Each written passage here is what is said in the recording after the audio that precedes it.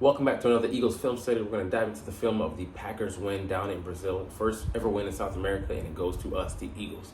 Feels better coming off a win than it does a loss because 6 out of 7 times the last previous games before this one, we were doing just that. But we got into the win column in 2024, and let's look at the reasons why on offense, and a lot of positives to take away. But of course, there's some negatives, but we'll get to that and parse it up real quick.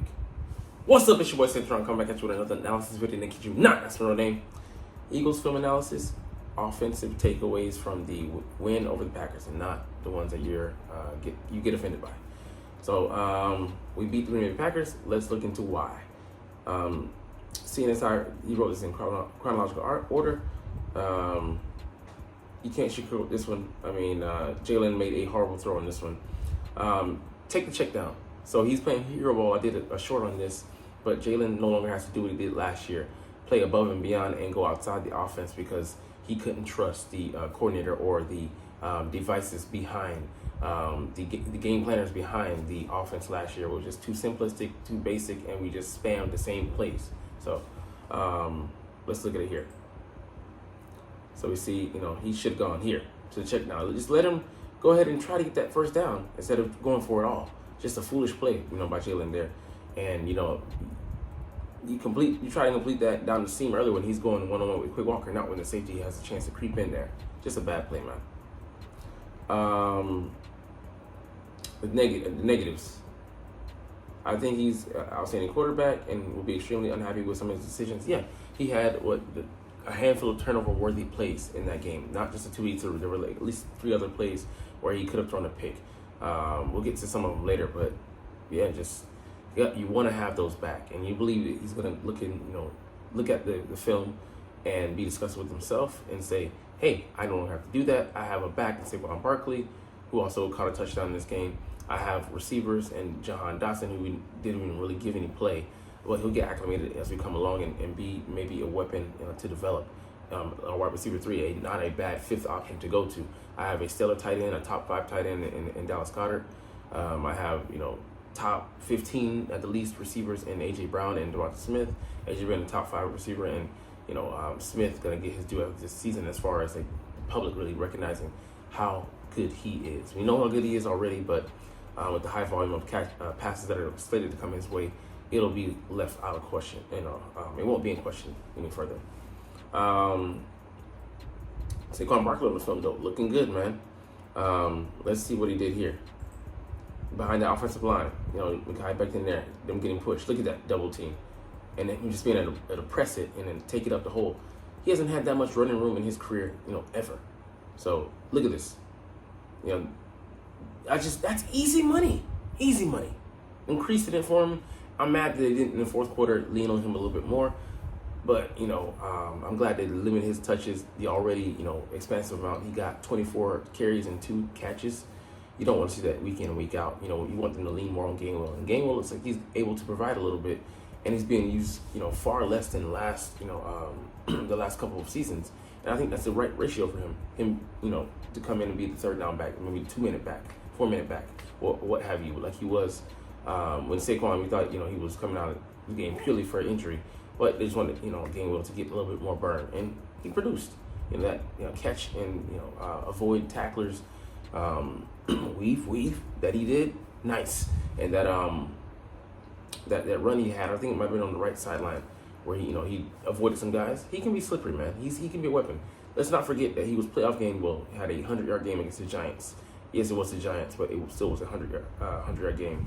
I think it was like on 10 carries or around that number, or maybe fewer, or a little bit more. But anyways, this play here, just excellent, play design here. I mean, there's so much going on. The receivers running a double post. They're drawing, the defenders. The safeties trying to play, over the top, single high, but that isolates him and that isolates the running back here, just running this rail route where he runs up here and threatens to come in the flat, and then he turns it upfield and catches the linebacker on bad terms. And, safety's not able to get over the top and get it, so let's just run the play. But you see here in the motion, and, checking the defense, and then the motion's back, getting the linebacker to go with him, getting another guy out the box, and then just for good measure, having a guard scrape across the formation just to hold that linebacker just for a little bit longer, and just excellent. He's able to make that catch. Not many backs in this league are getting 2 feet down, tap tap. Saquon's just that kind of dude, man. Just excellent play called and design.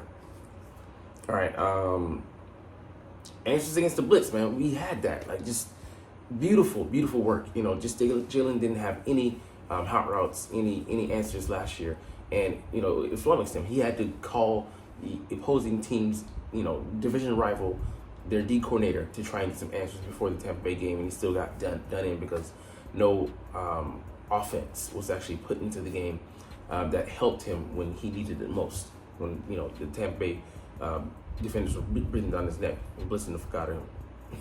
So let's see. Hurts has the option here. Gotta know why it froze. All right. Anyways, Hurts just has that quick option. They're blitzing. He might have gotten lit up on that one. Yeah, coming from the blind side, he just gets destroyed. Gets the ball out of his hands on time.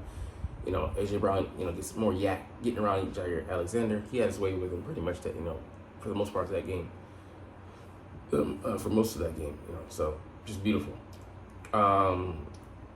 Here they're using AJ Brown as a decoy to stress the defense. His motion, so he's using motion about 66% of the plays, which was up 30%. Beautiful, man. Nick Sirianni's offense was just too boring, too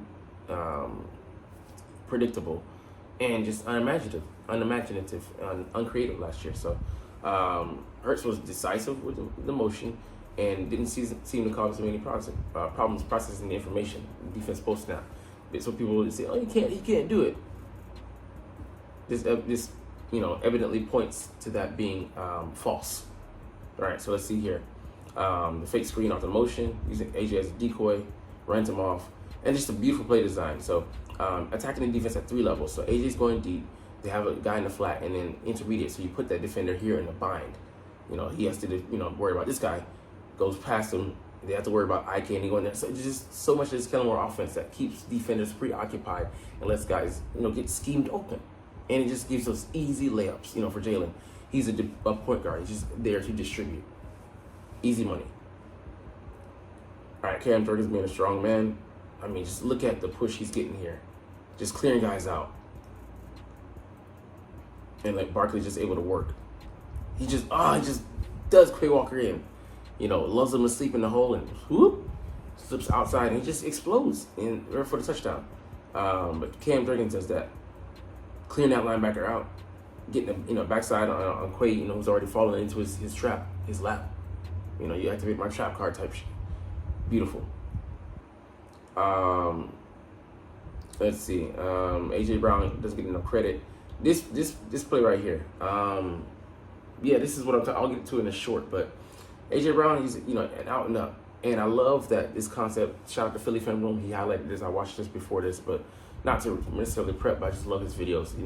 Detailed explanation, and he breaks down concepts, ideas, reasons why, the how, and it gives you an excellent diegesis on how to digest film. So shout out to him. Go to his YouTube channel, check it out. But you're not even watching those, so it's all good. But anyways. Jalen does a great job holding the safety with his eyes, and then going where he wants to initially. So last year Jalen would commonly lock onto a guy and just go his first read, and then if it wasn't there, he would scramble out and try to roll out, and defenses got wise to that, like the 49ers, and had pass rush contained, but also limited him rolling to the side he wanted to his right. Still didn't work for the latter part, for most of the times attempts, but and out and up. So this was something we ran last year. You can see it in the Seahawks game. It didn't work. Targeted AJ on the sideline. Here, there's substance behind the offense. So you can't just lock in on AJ, and it's 1-on-1 what we want, and he just does Jair in. So just look at what happens here. I believe I double click this, but yeah. Out and up, boom. Too physical for him. Catches it. And then, he does the rest. AJ turns on the Jets. I thought Jair was going to be able to get him. Nope. And the ref, hey, I appreciate the assistance. Thanks, Stripes. Appreciate you. But here's the RPO. We didn't really even need this. So I could understand that, it's something that we want to see, test out, mesh where we can, but just something that wasn't working, wasn't available. I mean, okay, I was looking at, I thought it was a busted play, but we don't really even need to add this in. Like I said, I think we're just poking and prodding and seeing what works. Sprinkle a little bit of crack here. Oh, sorry, Dave Chappelle. But and just to, see what pops, what energizes us, what works, and what we can come back to. But I think we'll sprinkle in the concepts, but we don't. It's no longer something we need to lean on. And I would say it's not like we're gimmicky on offense, but it's not something that we need to use as a crutch anymore. All right, Saquon Barkley and his footwork. Let's see.